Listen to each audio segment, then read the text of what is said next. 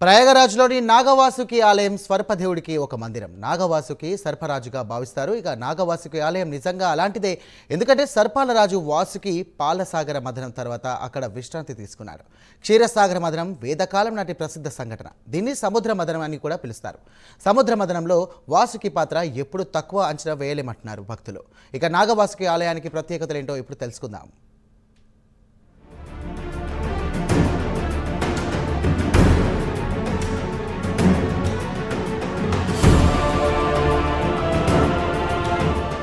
పురాణాల ప్రకారం సముద్ర మథనం సమయంలో నాగరాజవాసుకి క్షీర్సాగర్ను మందరాచల్ పర్వతం చుట్టూ తాడుగా ఉపయోగించుకోవడానికి తనను తాను అర్పించుకున్నాడు. ఇది రైల్వే స్టేషన్ నుండి 6 కిలోమీటర్ల దూరంలో నాగవాసుకి ఆలయం ఉంది. సంగమానికి దగ్గరగా గంగానదిని చూస్తే ఎత్తైన కొండపై ఈ క్షేత్రం ఉంది. ఇది ప్రయాగ్రాజ్లోని పురాతన ఆలయాల్లో ఒకటి. ప్రధాన దేవత అయిన నాగవాసుకి 7 తీర్థ దేవుళ్లలో ఒకరిగా ప్రాముఖ్యతను కలిగి ఉంది. తీర్థదేవతలు తీర్థయాత్ర స్థలంలో అత్యంత గౌరవనీయమైన దేవుళ్లు. ప్రయాగ్రాజ్లోని 7 తీర్థ దేవతలు త్రివేణి సంగమం, వేణి మాధవ్, సోమ్, రిషి భరద్వాజ్, నాగవాసుకి, అక్షయవత్, శేషనాగ్.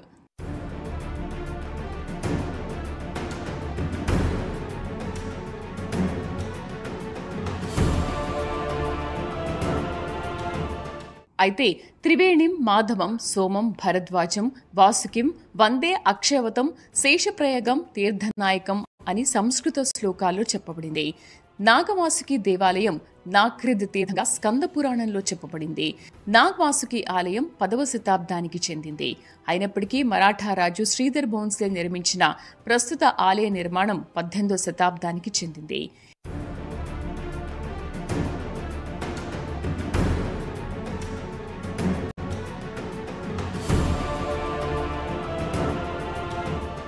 ఇక తీర్థరాజ ప్రయాగ్రాజ్లోని పురాణ ప్రసిద్ధ ఆలయాల్లో నాగవాసుకి ఆలయానికి ప్రత్యేక స్థానం ఉంది.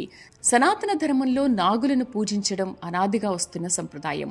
పురాణాల్లో అనేక నాగుల కథలు ఉన్నాయి. వాటిలో నాగవాసుకిని సర్పరాజుగా భావిస్తారు. నాగవాసుకి శివుని కంఠహారం.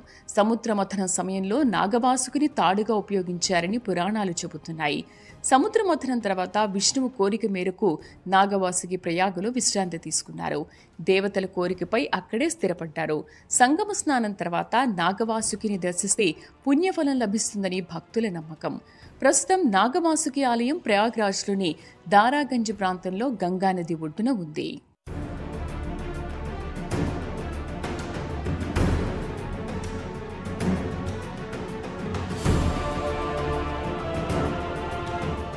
నాగవాసుకి కథ స్కాంద పురాణం, పద్మపురాణం, భాగవత పురాణం, మహాభారతంలో ఉంది.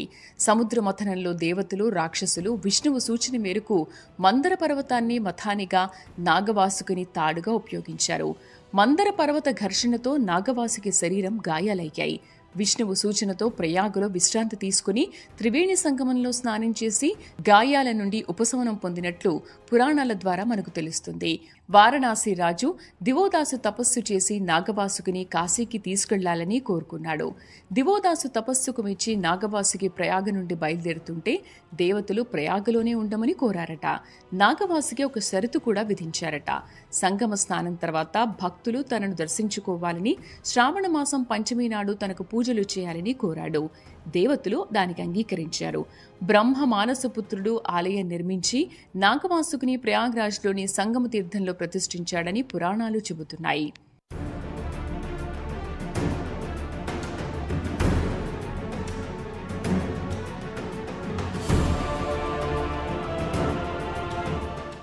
మరో కథ ప్రకారం గంగానది భూమిపై అవతరించినప్పుడు శివుని జట నుండి దూసుకువచ్చిన గంగా ప్రవాహం చాలా ఉధృతంగా ఉంది. గంగ నేరుగా పాతాళానికి వెళ్లిపోతుంటే నాగవాసుకి తన పడగతో భోగవతి తీర్థాన్ని సృష్టించాడు. నాగవాసుకి ఆలయ పూజారి శ్యామ్లాల్ త్రిపాఠి చెప్పిన దాని ప్రకారం పూర్వం ఆలయానికి పశ్చిమ దిశలో భోగవతి తీర్థం కుండం ఉండేది. ఇప్పుడది కాలగ్రస్తమైంది.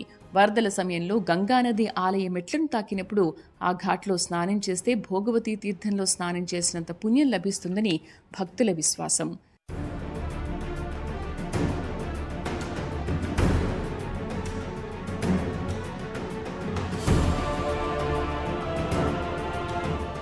నాగపంచమి పండుగ నాగవాసుకి షరతుల వల్లనే ప్రారంభమైందని ఆలయ పూజారి తెలిపారు.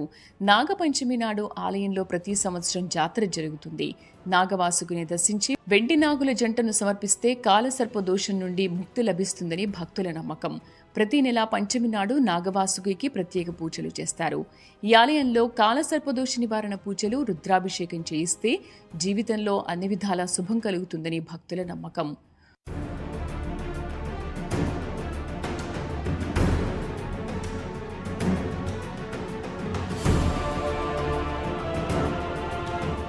పురాణాల ప్రకారం ప్రయాగరాజ్ ద్వాదశ మాధవాల్లో ఒకరైన అసిమాధవుడు కూడా ఈ ఆలయంలోనే ఉండేవారు. సీఎం యోగి ఆదిత్యనాథ్ ప్రయత్నాలతో ఈ ఏడాది దేవోత్థాన ఏకాదశి నాడు అసిమాధవుడిని కొత్త ఆలయంలో ప్రతిష్ఠించారు. ఇంతకుముందు ఎంపీ మురళీ మనోహర్ జోషి కూడా ఆలయ జీర్ణోద్ధరణ చేపట్టారు. ఈ మహాకుంభలో నాగవాసుకి ఆలయ ప్రాంగణం జీర్ణోద్ధరణ, అభివృద్ధి పనులు జరిగాయి. యూపీ ప్రభుత్వం పర్యాటక శాఖ ప్రయత్నాలతో ఆలయ ప్రాముఖ్యతను కొత్త తరానికి తెలియజేస్తున్నారు. సంగమ స్నానం, కల్పవాసం, కుంభస్నానం తర్వాత నాగవాసుకి దర్శనం చేసుకుంటే పుణ్యఫలం లభిస్తుందని, జీవితంలో అన్ని అడ్డంకులు తొలగిపోతాయని భక్తులు నమ్ముతున్నారు.